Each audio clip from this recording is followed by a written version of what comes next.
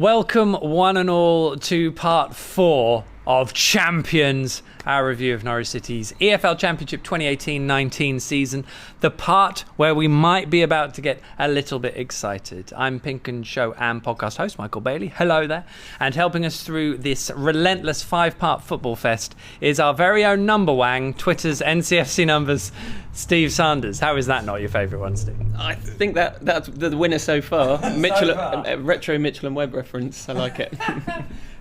Were you believing yet? I can't remember if we've already asked this question or not, but now were you believing this one? I was on board at this point, I think, and why not? But I, to be honest, I don't want to do too much of a hard sell here. In terms of the games that we've got coming up, this might be the best one yet. Yeah? Yeah, I think so. Listen to it, I love it. So just to recap, we've split the Canaries' magnificent championship campaign into 5 slices of title-winning pie, and we're going to relive each with a different guest, at a different venue. He reviews the pick of Steve's stats, and continue to ride the wave that only comes with an open-top bus parade. And part 4 finds us at a familiar PinkUn show haunt. This is the Departure Lounge on Prince of Wales Road, with a fine coffee in hand and a slice of tasty cake. I can assure you, we only come here for the friendly welcome and, of course, awesome produce, which over the course of this part I might eat. Now, if there's anyone who I know will appreciate these fine white walls, it's the voice of it's the voice that City fans love to recreate. That's myself included, generally really badly. It is sports journalist and commentator Stuart Hodge. Thanks for making the trip, Hodgie. It's good to be here, Michael. At the Departure Lounge and ready to take off. Can't even speak. That's a good start. Hey, now it's all right. We'll try and keep the part down. Don't you go away. This impression that you speak of? No, not in front of you. No. Why? I just say your surname loudly in a Scottish accent. I just go Hodgie. All right, that's okay. Thanks. Okay, let's move on quickly. You did see, you've come down especially for Scotland, for us, that's what I've assumed anyway, and you saw a lot of the season, didn't you, even though you're up north of the border? To be honest, once this club gets, I've said this before, once this club gets under your skin, you seek ways to watch the games, and to be honest, I didn't have to be overly resourceful this year because we were on Sky all the time. So that's very true. I tell you what, let's move on, shall we, because we've got a big part ahead, as we've said, and let's kick it off sharpish with a trip to the Hawthorns, West Bromwich Albion. That was where we all started after Norwich's FA Cup exit, he says. I haven't got that bit written here, so I can't remember when we last did a part. It finished 1-1, and this was a real tough test. So remember, it was a late goal, and it came thanks to 2 substitutes who rocked up on the pitch quite late on and did the business, Steve. Yeah, they did. First 2 subs to combine for a goal since Wes Houlihan and Nelson Oliveira back at Craven Cottage, and that was another late equaliser, but a slightly different feel to that one. Funnily enough, it was the exact same minute as the last game at Brentford where they scored the late equaliser there, 83rd minute, and the 2 subs, it was Rhodes' first touch and McLean's third, so instant impact. And what a crucial goal as well, going into, which we're obviously going to talk about, the tough run of fixtures that they had.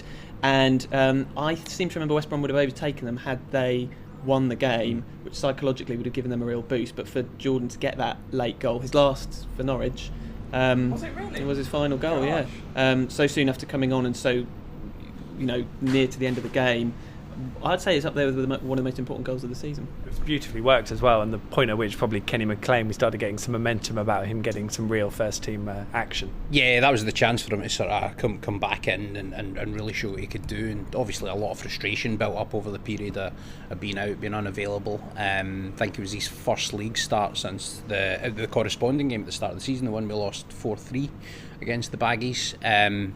So it was important for Kenny. I think in terms of the greater whole of that, though, that was in terms of the single points, the draws that we picked up this season, it was one of the most important, just because of the nature of the game, the fact it was a tough fixture against a promotion rival, went behind early, stuck in there, and then Daniel Farke, time and again, and quite late in games as well, not necessarily with half an hour to go. He'll employ the subs maybe a bit later than some managers, but time and again this season he put players on in the impacted games, and this was another example of that. I think it was McLean's corner was blocked, came back out to him, better angle for the cross, and then it's an intelligent run by Jordan Rhodes just to turn it home.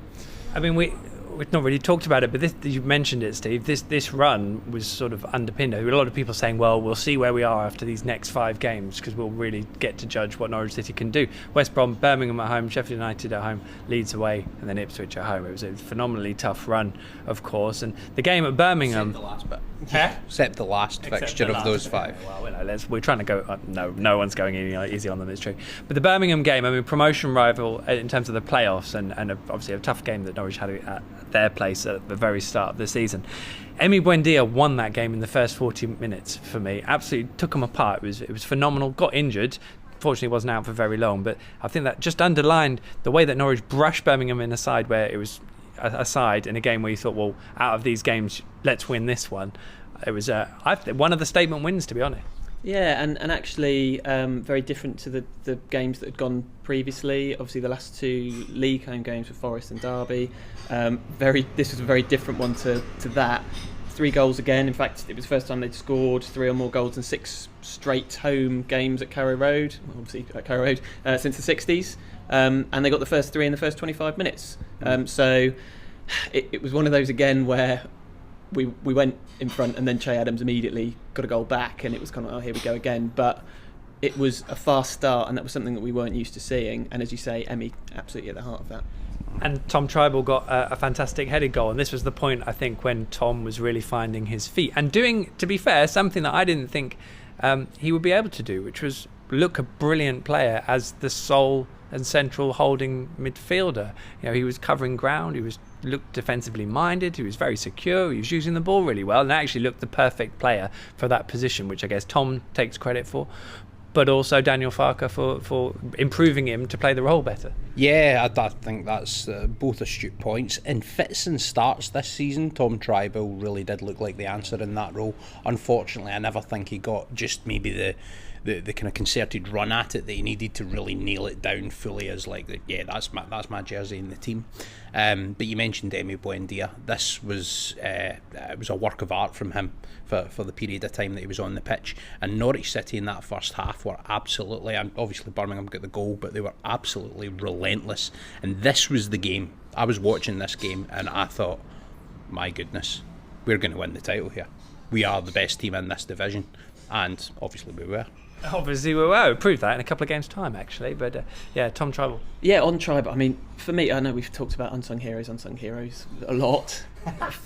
In my opinion, he's the unsung hero this season, as proved by the fact that we moved very swiftly onto Emi. You've nicely unsung him, yes, Stuart, for then Steve. Beautifully there. I think in terms of the role that he does, it's not an easy role to play at all. It's so vital, and he does everything so well. He passes it well, he breaks up the play well. In terms of interceptions, and Norwich City fans won't need me to tell them this, but he's just way ahead, the highest in the division in terms of making an interception every 28 minutes. No one even comes close to that. Yeah, I mean, that may not sound a lot, but believe me, that's a lot. And I said in Pod 1 when Paddy was with us that I thought we might have seen the best of him after the Leeds game, but he just absolutely came roaring back, scored in this game, and was so key for the rest of the season, and I'm delighted actually. And the other thing about him is, I know we talk about Pukki being the best free transfer of all time, but he was unattached when we picked him up. He's got to be up there, isn't he? Well, he had to come and have a trial, which is the thing that gets me. He literally came to Norwich to trial to prove that he was good enough. And I remember the first 13 minutes he played in the League Cup against Charlton the first season. I was like, this guy's phenomenal. On your spreadsheet where it says, past completions for these players, does it just say under Tom Tribal never gives the ball away? Yeah, I think he might be 100% actually, but I can't confirm if that's accurate or not. Okay, we'll move on to the Sheffield United game. As we touched on earlier in part 1, of course it was. This was a game against the teams that would finish top 2 in the division. Only at this time we were more anticipating that it would be the case. And I have to say, I like this game a lot. It was a proper game. There was a lot about it. We all know the banter and the hassle that Daniel Farke and Chris Wilder have had. But actually, they do seem to get on quite well when they're not stood next to each other in the dugouts, and they have a lot of respect for each other. And these two teams, I thought they really went for it in their own style. I would say I didn't ever think in this game that Norwich were in any sort of trouble, which I know a lot of people did, but I kind of felt Norwich were comfortable. They never were behind in the game, but by the same token, it was probably as tough a game as they had all season. Yeah, it definitely was. Obviously, it was Billy Sharp with the 2 goals, but the strength of Sheffield United is their it's the greater whole, greater than the sum of the parts. In a lot of ways, that team has kind of got a few of the hallmarks of Lambert's Norwich team, and it's a bit of a ragtag collection of players that you could argue, I mean, it's a championship squad definitely on paper, yet they've played above themselves, they've managed to finish as runners-up, and they've gone up to the Premier League more on spirit maybe than on devout quality, and they deserve a lot of credit for that, regardless of any of the aggro that went at various stages in the relationship between both clubs. But in terms of this game, I think for Norwich City this season generally, there were a few matches where maybe the team wasn't at its free-flowing best, but they didn't lose matches, and it was against big teams that we were competing with for the title and for promotion, and this was another of those matches for me. It was. It still felt like 2 points dropped. I remember at the time going home. It was a curious afternoon, most definitely. Yeah, I think we almost got used to them scoring late winners, didn't we? And this was one of the occasions where it didn't happen. You're absolutely right. I came away from this game with a newfound respect for Sheffield United. The overlapping centre halves is a tactical nuance I'd never seen before, and I thought they played really well and fully deserved the point. Billy Sharp is one of only 2 players to have scored in both games against us this season. The other one is coming up later, so maybe if anyone wants to think about that, 10-15 minutes maybe to work it out. Nice. Or unless Hodge is going to give it to us now. No, I'm not going to give it to you now, but I've got a wee stat of my own, which was I think this was the game that made it 9-8 at home for Pookie, goals wise. 9 goals in 8 games at that point, which shows just how red hot a striker he was. And I can remember for the opening goal from Hernandez as well, there was the one-touch play down the left-hand side.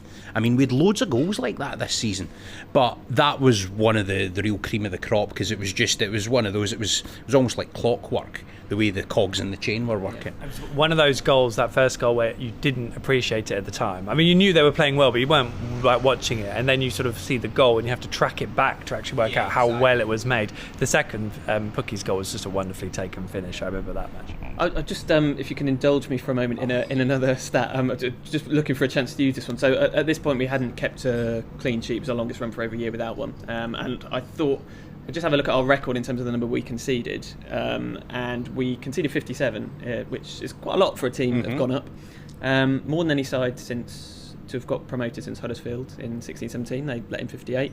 They obviously stayed up late on. In terms of automatically promoted sides, the last team to concede the same or more was actually Lambert's Norwich in 2010-11, 58, and they obviously did very well, came 12th. And in terms of champions of the division, and obviously we're going back to the days when there were fewer teams in the league, so this is now goals conceded per game. Last team to concede as many, 1960-61, Ipswich Town, 55, and obviously they went on to win the league the next year. Wow. So you've got... Well, the point of all that is, if you're wondering, that just because they've been conceding goals, and that might be concern for City fans, it's not necessarily a portent to relegation. Which I think is a really good point, because the way you go about things in the Championship, you're not going to do it the same way when you go up. Otherwise, it will unravel, and then some teams do, and it fails miserably. So It's adaptable tactically as well. We've seen that. Yeah. What I worked out is Sheffield United, one of only 4 teams that Norwich didn't beat this season. Can you name the other 3? Stoke is one. Yes. West Brom. Yes. Hodgie. Top 6? You're the numbers man. Must be 4, 3. Derby pulls it out on 3. Well done. Good. That was nice to pose a little quiz. Don't normally get the chance. There we go. Cracking game. And you know what? A lot of talk, of course, about Daniel Farke and just going ahead, spoiler alert, Daniel Farke and Chris Wilder, between who would get EFL manager and Championship manager of the season, whichever. The amount of stuff that Chris Wilder had to deal with at Sheffield United in terms of the ownership and all that sort of unravelled since. Fair play, he did manage them quite well, didn't he? But there we go. That's very generous of me, I think. So onwards. Onwards to Elland Road now. Woof. No, screw them. They played white noise and then they paid the penalty. What a fun! Okay, so there's lots of games, moments of the season, but I mean, to be honest, performance of the season, isn't it? Yeah, probably. I mean, you made lots of friends up there as well, did you know? Yorkshire loves me. I think I can remember Leeds came out the traps in this game, and I was really worried to start the game, and then we got a free kick, and then I thought, probably. I mean, there's a few candidates could take this. Then Mario Vrancic steps up and performs the party trick that we now know is absolutely within his arsenal anytime he steps up to a dead ball within a certain sort of yardage of the edge of the box. Tell you who he reminds me of. You mentioned Celtic earlier on. Shunsuke Nakamura at Celtic. Anytime we got a free kick in any of those areas of the pitch, you were thinking, this is like nearly as good as a penalty here. This is a chance. Not saying that Vrancic is in that bracket yet, but he is of the requisite quality to at least say it's a good opportunity when we get the right angle, right distance. He's top drawer. As I would say, was James Maddison the season before. And I remember James Maddison and Mario saying how much they were practicing free kicks. And Mario, at a moment to do with a free kick later on in the season, can't remember which one it was, but he did take the point that I've been practicing these so much. And obviously that's part of the point where you can just turn up and do it in the actual absolute heat of battle. Practice is one thing, but being able to do it in a game situation is another. Sheffield Wednesday later on in the season being a case in point. Yeah, I mean, again, we talked about Maddison, didn't we, at the start of Pod 1, and how some players have flourished in his absence, and Mario is definitely one of those. I think he's one of the players who this is now the Vrancic that we hoped we'd see in the first season, and he scored as many outside the box as anyone. Only Harry Wilson equalled him, 7 this season for both of them. Wilson did it in 74 shots. Mario did it in 24. So he scored better than 1 in 4 of his shots from outside the box went in. He's got the best minutes per goal record of any midfielder in the Championship. Second best minutes per assist of any player in the Championship behind Ben Rama at Brentford. McLean's third in that, incidentally. And yeah, I mean, to think he wasn't even in the team for a lot of the season, and what an outstanding year he's had. Yeah, what a contribution. He made so few starts. That's the thing, is so few starts really, and the impact he had on so many games. And I have to say, you could see the end of last season, he was one of those players who was improving. Even when Norwich was struggling, I thought he was improving as it went along. I loved that goal in the fifth minute, wasn't it? Because Leeds had not dropped a single point all season when they scored first. Up until this point. In fact, they maintained that run all the way through until they lost at home to Wigan when they were also 1-up against 10 men and went on to lose, having also missed a penalty. That was the first time, and you're talking April, that they'd not gone on to win when scoring first. And at this point, it's like, yes, we're ahead. What a position to be in. And also Teemu Pukki's goal, which no one knew was going to be given until sort of a lag, and the silence was deafening. And hilarious. Defender, was it Forshaw was playing them all onside. He put his arm up and then just sort of walked forward going, I've played them all on here. Forshaw, who was dispossessed for that as well, because I think Emi did that sort of slide tackle which seems to go on forever, and he managed to nick the ball away, didn't he, in the build-up to that. I mean, just in terms of that game, performance of the season for me, I mean, performance of any season really, well, certainly going back away, I can't think of one game where the stakes were as high as that, where they've played as well as that. They just came, and Leeds didn't play badly by any stretch of the imagination, but we just came and executed the plan that we had to perfection. It's so much pride being a Norwich fan. Which is one of my bugbears, that we all watch Norwich all season and then we just decide to analyse the game based on what Norwich do. And I think a lot of Leeds fans came away saying, well, we were rubbish. And it wasn't that. It was that Norwich had played their part in that in terms of how it panned out. Well, I think we were all pretty much believing at this point. But the question is, when did you start believing this season? So let's hear some of your views.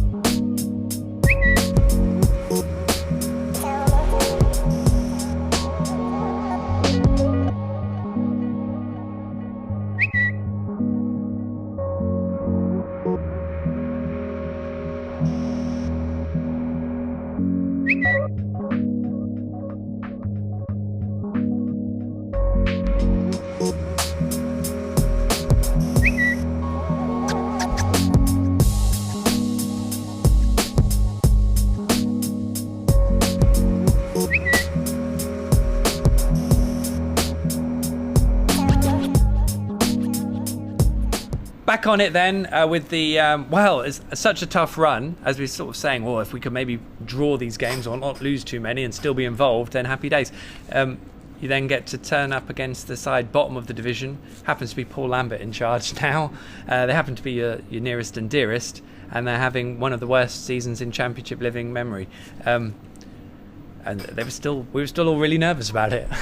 Yeah, I mean, I kind of went into this game. I think a lot of fans got the wrong idea when I tweeted this, but I said, the way it was along the lines of, the way football is when you look at the length of the run, the Lambert narrative, top versus bottom, everything today is pointing to an Ipswich win, surely.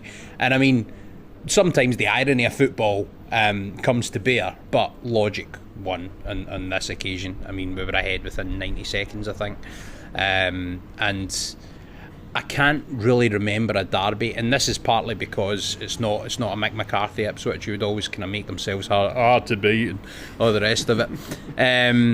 But my Hodge impression's better than that one. But carry on. Yeah. No, I'll give you that.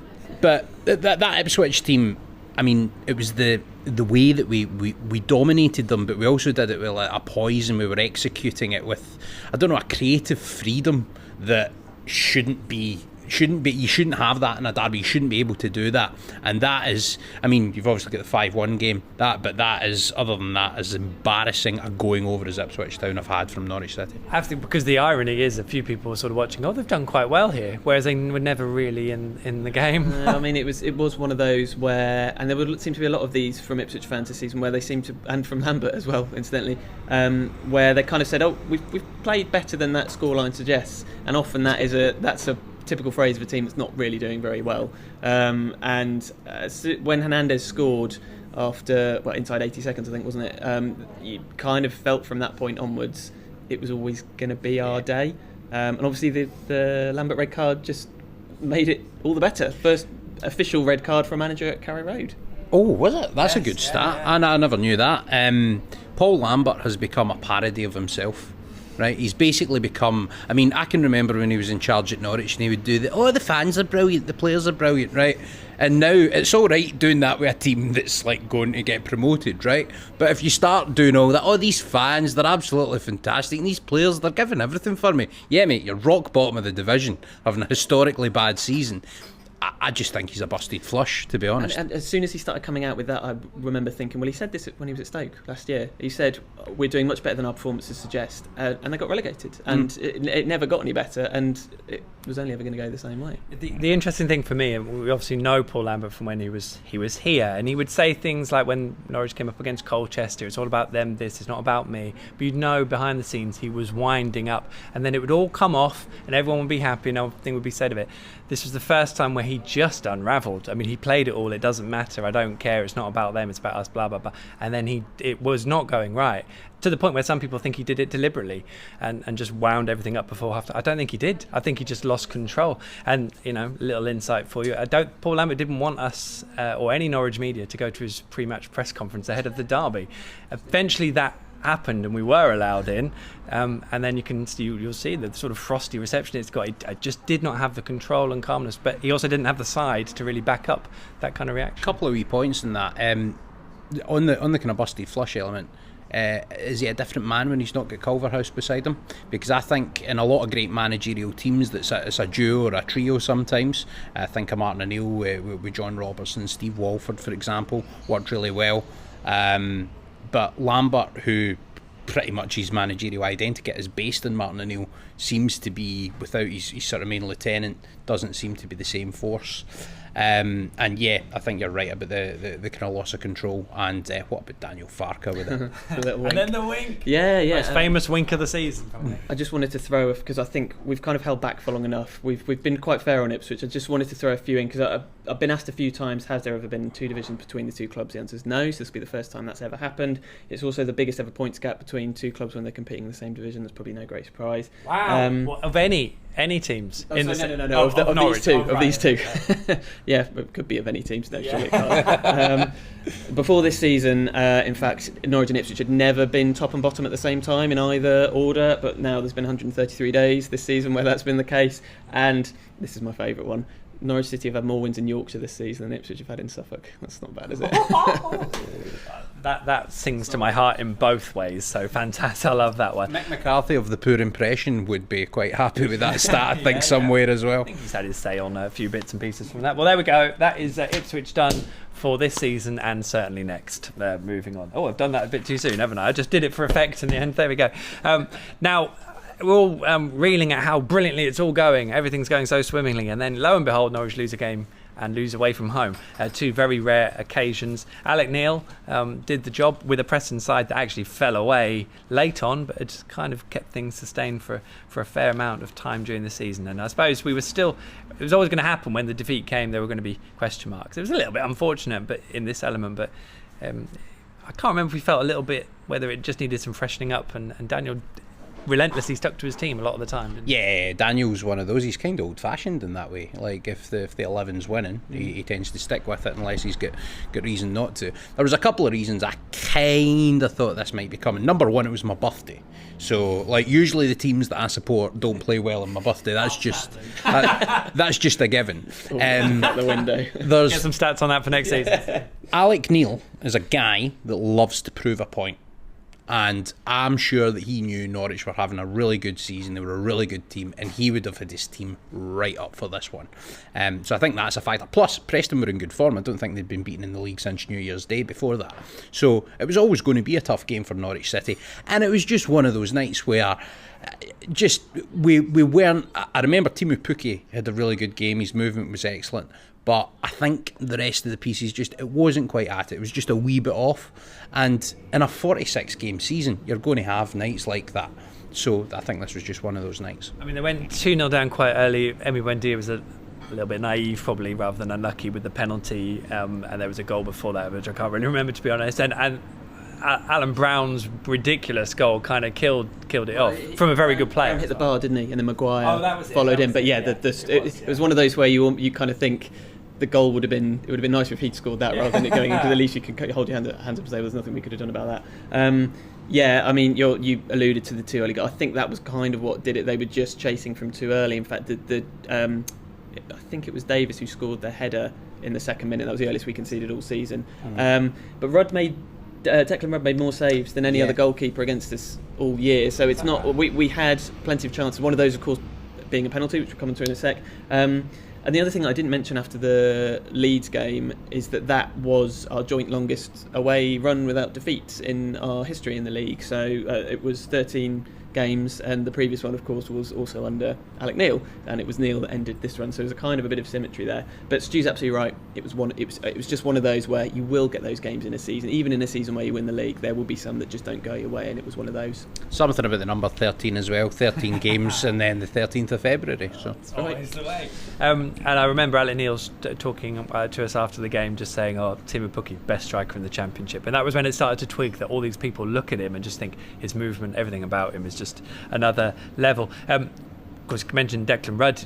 We had another former Norwich City keeper coming up. We were staying in the northwest. We even stayed over in the northwest, and we did a Valentine's Day PinkUn show special from Chorley. Chorley.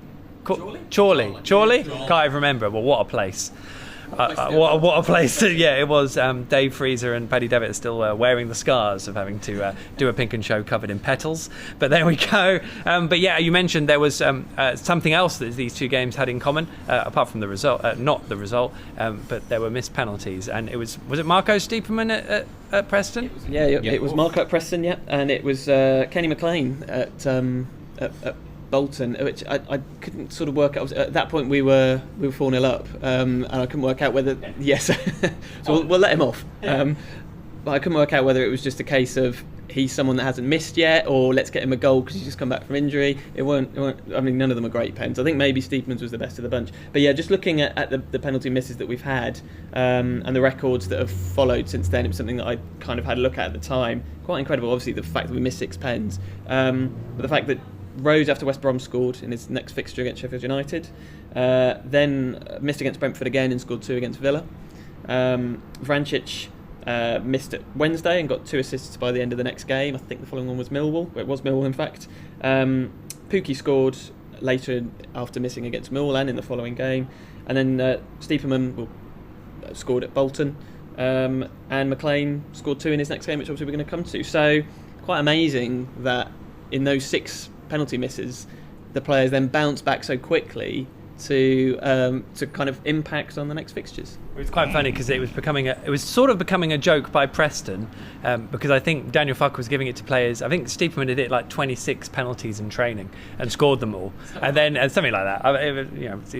Roll with me here, but it was something equivalent to that. And then he missed in the game, and I think then Kenny had scored 15 in a penalty shootout at 15. He was back, so I'll take the next one, and then it's saved, I think. And actually, the Stiepermann one's an interesting because we look at the penalties and say they didn't really cost Norwich because obviously 3-2 over 3-1 doesn't make a difference, but actually had Norwich have taken that penalty, it could have been a very different result. Doesn't matter because Norwich have done so well since. But Bolton 4-0 regardless of Kenny McLean's. The goals in this were wonderful, and it was probably the ideal fixture because Bolton were a mess. They were a mess all season, in fairness, off and on the pitch, and they just sat off Norwich, and Norwich took them apart. Yeah, they sat off them, and then all of a sudden they would rush up to just behind the halfway line, look like they'd never heard of the offside rule before, and Norwich would be sent clean through. I think in terms of teams defending against us this season, this was probably one of the worst performances. But coupled with that, I can remember the opening goal. That was a counter-attack that Barcelona would have been proud of. It was a lovely move sort of down the left, passes interlinking, people moving, and then it comes to Pukki. He's got the hard bit, and he's still got quite a lot to do. He's running down a bit, obviously he's predominantly right footed, he's running down a bit of a blind alley sort of on the left, and what he does is he just opens his body up and then just plays chicken and actually beats the keeper at the near post. It was a work of art in terms of a striker, but just the whole move. So many good goals this season, man. All 4 goals in this game are fantastic, which probably just about tips it above the win at Sheffield Wednesday, when maybe 3 of them were pretty good. In my notes, I've got best selection of 4 goals Norwich have ever scored ? Is that not a stat? Claim as a stat. Yeah, okay, that's a subjective stat for you there, everyone. All 4 things were just goals of beauty, really, weren't they? Timu became the first player to score in 6 straight league games in this one since Ross Jack in 1981. Yeah. So and didn't quite manage to get 7, but at this point he was just in the zone, wasn't he? Yeah. Just everything he seemed to touch was going in. And we outpassed them, 749 passes. We never managed more all season. Tom Tribal completed 132 on his own, which is more than anyone else managed as an individual. As Stu basically kind of covered it really, Bolton were very accommodating, but nevertheless we still scored some excellent goals, and you've still got to put them away. Yeah, I've got to say, and Kenny McLean's pass, that was the first wee flash you saw. I think it was for Buendia's the goal, the third one. McLean's pass through for that goal was absolutely brilliant. And I think this was his first start, wasn't it? Are we up to where Kenny started? Because Mario got injured, of course, early on against Ipswich, and then I think Alex Tetty got injured, didn't he, against Preston? Yeah. So a couple of injuries, and Kenny finally got a go, and he proved well. And that was the new dynamic that took us into the Bristol City home game. A Bristol City side who were bang in form, and this was like, this is going to be tricky. And fair play to Bristol City, they did make it very hard too. But Kenny McLean chips in with 2 goals and a crucial intervention. His second was the winner, and it was a beauty. Yeah, I actually think that Kenny McLean was still playing his way into form, because obviously he had the assist against Bolton, missed the penalty obviously, and then he got the double against Bristol City, but there were still some misplaced passes. It still felt like he was bringing it together, but I think these were the games that actually sort of where he pretty much got it together, and then after that he was a vital cog in the push towards the end of the season and over the line. That Bristol City game was a massive one for Norwich, because there was loads of little things happened in that game that in other matches you would think, yeah, we're not going to get the win here. And Norwich went, and it was a bit harem-scarum at times, and it could have gone either way. It was one of those games, it was a brilliant game to watch, but got over the line, got the 3 points, and it's those kind of games that are the difference between playoffs, second, and champions. Well said. I mean, they found a way, and it was interesting. We can't really sugarcoat it. I mean, we ended up kind of always quite... I mean, Daniel Farke didn't change his side, did he? But through all these games, this run of games coming up into the next part, I think, wasn't it? But I think most of those games, people were saying, well, Kenny, it's not quite the same, is it, as with Mario? And Mario wasn't out for very long, and Moritz was coming back to fitness. Kenny, we did a lot of that, didn't we? Whereas, as we've seen in part one, Kenny had the things he does really well, and they're probably the underappreciated things too. You took the words right out of my mouth. I was going to say, no.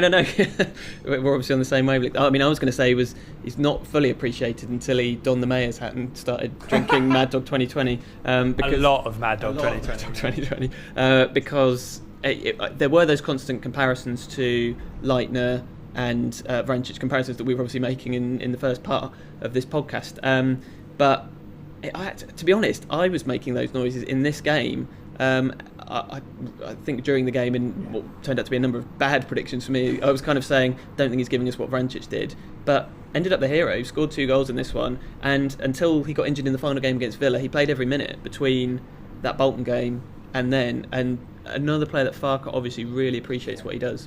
That's a really good point, because it was always at half time almost where I found myself going, you might make that change if you wanted to, and harsh. He was still playing his way in at this point. The 2 goals kind of masked a pretty ordinary performance from him, I think, in this game. He was one of the players that he was a bit hit and miss during this one, but after this he was a Rolls Royce. He was indeed. Okay.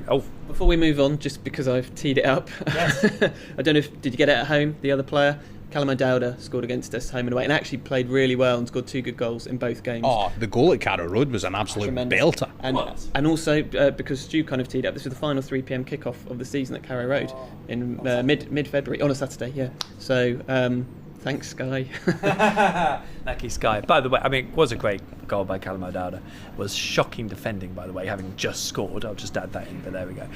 So Millwall away, not the best game against Millwall this season, but still a fantastic victory. A game where they were going to be really tested. Millwall did what we all expected them to do, and Norwich kind of came through it. Through a following of more than 3,000. This was the first of the really big away followings as well, wasn't it? Top 2 tiers open at the Den, which doesn't happen very often, most of the time for safety grounds. But they trusted Norwich enough, and I think duly rewarded. What sticks? I tell you what sticks in my mind. One of the best first touches of the season from Pukki. From Emi Buendia's wonderful ball.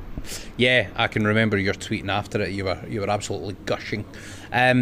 That's one of those grounds where, in seasons where Norwich City don't go over the line in the Championship, we drop points in a game like that, and we quite often lose a game like that against a workmanlike sort of side that tests us in ways that, to be honest, it's not the kind of football we play. It's not necessarily our strengths, but we went there and we just did a job at the Den.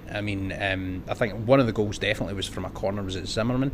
Headed it in. By the way, I'm big part of the Christoph Zimmerman fan club. Just have to say that. It was nice to see that, and yeah, it was just one of those performances where, again, hallmark of champions, you go, you get the job done, you score 3 goals, and it almost feels like you've not really done much, We all knew what the narrative would be before this game. It would be the 4-0 last season at the Den, where that was the low point, the point at which we all looked at this and thought, oh boy. Yeah, and obviously we've come so far since then. And it is a bit of a cliche, but it's true. The Den is a tough place to go. Millwall pride themselves on their home form, and they pride themselves on being able to take on teams like this Norwich City team and kind of get in amongst them. And this Millwall team certainly do that with Morrison and Gregory up front. I think were both played in this game. In fact, we had a bit of a rough start. I think there was one clip off the line early on, first 5 minutes or so, but kind of weathered that. And although they scored just before half-time, it's a bit of a recurring theme of the season. We just came on strong again in the second half. That Pukki goal made him the fastest Norwich City player to 25 goals in the last 50 years, just to underline just how incredibly he had done, if anybody wasn't already aware. And yeah, like you say, that first touch was just inch perfect, and the finish wasn't bad either, was it? You know what? I get the impression that it's going to be 5, 10, 15 years where we really appreciate what Teemu Pukki's done this season, because it just can't. We've just seen him score a load of goals. It's like, Teemu scored again. The stats, the actual physical record, we'll be talking about his season for years and years to come. It started off with me sort of saying this is the best he's done, anyone's done in 5 years, and then 10 years, and then 20, and then suddenly you're talking about the entire history of the football club, and he's up there with the best seasons that anyone's ever had. Love him. And then he went and did that to his hair at the end. Amazing. Well, Norwich are back at home then after that with a visit from Swansea.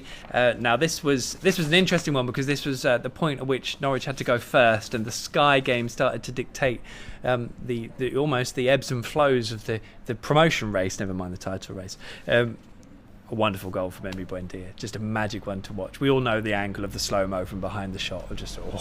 It's still travelling, that ball, if there wasn't a net. That was a game where I can remember watching it. Dan James was causing a lot of problems. We were really, really struggling to deal with his threat. And it was one of the few games this season where Norwich didn't really seem to be... There wasn't necessarily that creative spark at the kind of edge. And then, I mean, I think Emi Buendia is one of the best players I've ever seen in a Norwich City shirt, and I don't say that lightly. And I don't just mean during the period that I've been supporting the club more recently. I'm talking going back a bit. That first touch to get it onto the left foot, and then the absolute sort of lashing it into the back of the net. It's just it was a brilliant goal, and it was one of his top moments of the season. And just on the Millwall, by the way, the first Millwall game, because I know he's already covered that. That is probably the most dramatic football game I've been at in the flesh. Just have to say. Yeah, no, it's definitely. I think everyone who was there kind of feels the same as well. Down, wasn't it? Yeah. It's almost like you knew.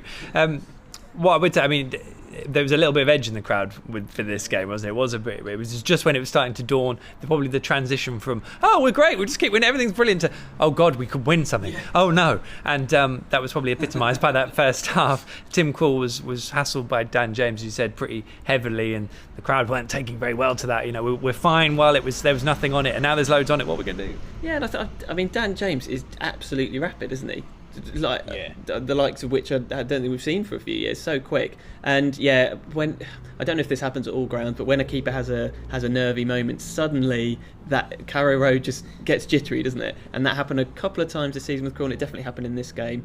It was a different sort of game to the one we were used to. Obviously, Bristol City was this kind of swashbuckling end-to-end match. This one was a lot more cagey, and we gave Swansea some credit when we beat them at the Liberty, and I thought they played well here. Actually, they had more of the ball, which a lot of teams didn't at Carrow Road, and it was one of those where Buendia was the difference, and to think, I don't know whether it was premeditated by their defence to allow him onto his weaker foot, but the fact that he can still do that on his weaker foot and change the game, what a player. He doesn't have a weak foot. I mean, I have to put this straight up. I mean, I think Emi Buendia is one of my favourite players to have watched. I think he's just a beautiful footballer to watch. I think it's so lovely to see a player like that who is clearly going to be able to make a step up and then beyond. Goodness knows what this man can be, because I think he's got so much to his game. And spoken to Kieran Scott, you can see all of that with the interview ahead of recruitment, but to pull off a signing like that, just phenomenal. What an introduction.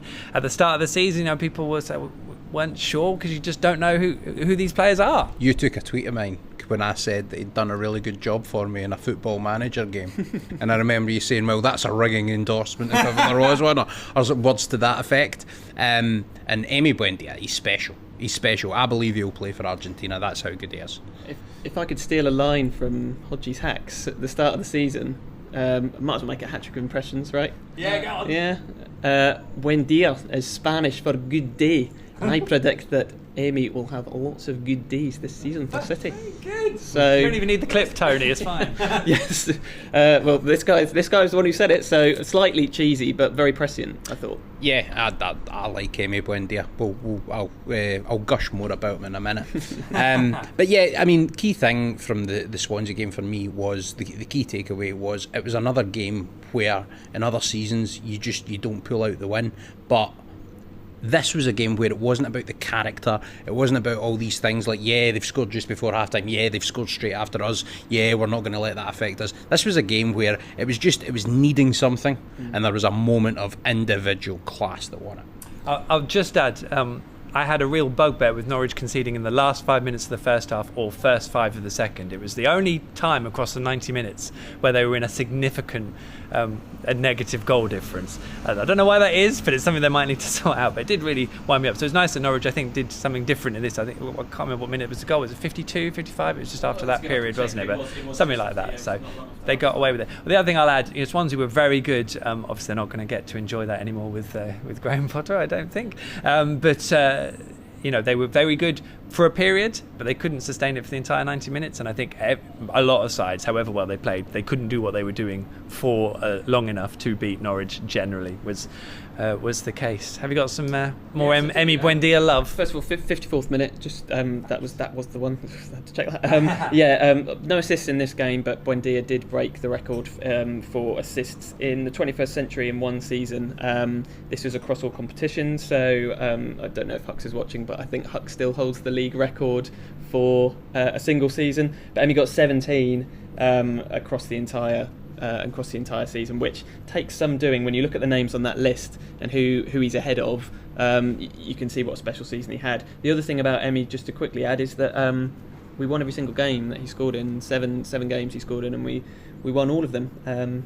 And I won't say what our record was like with that one, because I know what will happen. Well, I was proud of that, because I was writing that one in January. Yeah. I mean, that was a stat. There was another brilliant Emi Buendia stat, NCFC numbers, plug, had, which was the one about, it was interceptions or tackles. He attempted more tackles than anyone else in the Championship this season. That's crazy for the position he plays. I mean, to have that level of tenacity coupled with the sheer class in his game, I mean, what a player.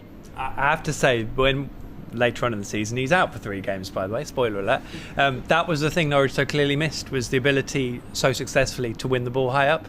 That was almost a bit as much as his creative spark. I still remember now, this time last year, the excitement around this player, which had been going on for about 6 months, because they signed him in January to try and get it over the line, and that was why he was the player I was most looking forward to seeing at the start of the season. I feel thoroughly vindicated in what we saw, and I'm excited to see him play again now.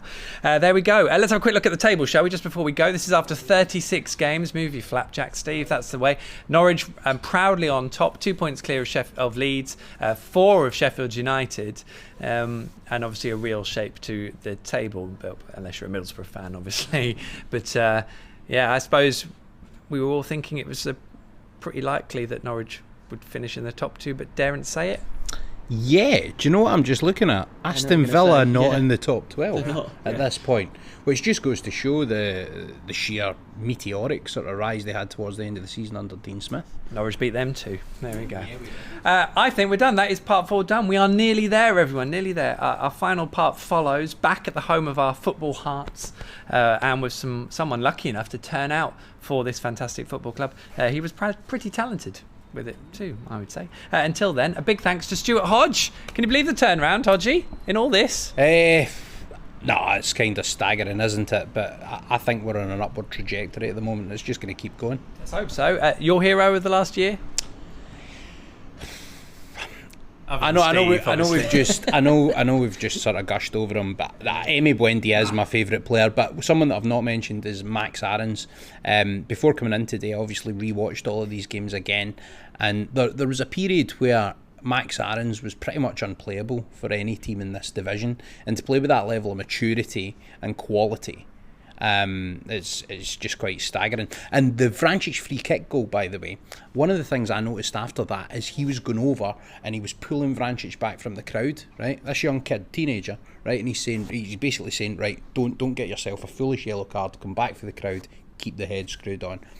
That kid's going to go far. That Sheffield Wednesday, was it? Yeah, Wednesday game, yeah. Well, there was only a second left, but fair play, Max, for doing the business. There's no Graham Dorrans, obviously, in this squad, so who's your favourite name to say now? Yannick Wildschut was actually my favourite name. That's quite a difficult one. Probably Zimmerman, because I think it lends itself to a lot. You know, it's got the Z and the Zim. You can do that with your mouth, I can't, so there we go. Absolute pleasure. Hodgie, thank you so much for making the effort. Great to be down here, and just basking in the glory of an absolutely amazing season. Steve, thank you very much. The good news is you only have to sit next to me for one more part, so that's good. Is that good or bad? I can't wait to find out what happens. Did it go well at the end? We'll tell you in part 5, and we'll tell you in part 5 too. Until then, lay back, rest your eyes, think of that Emi Buendia strike against Swansea, and we'll be back to wrap up this extraordinary chapter in 117 years of Norwich City history very soon. Thanks for watching and listening.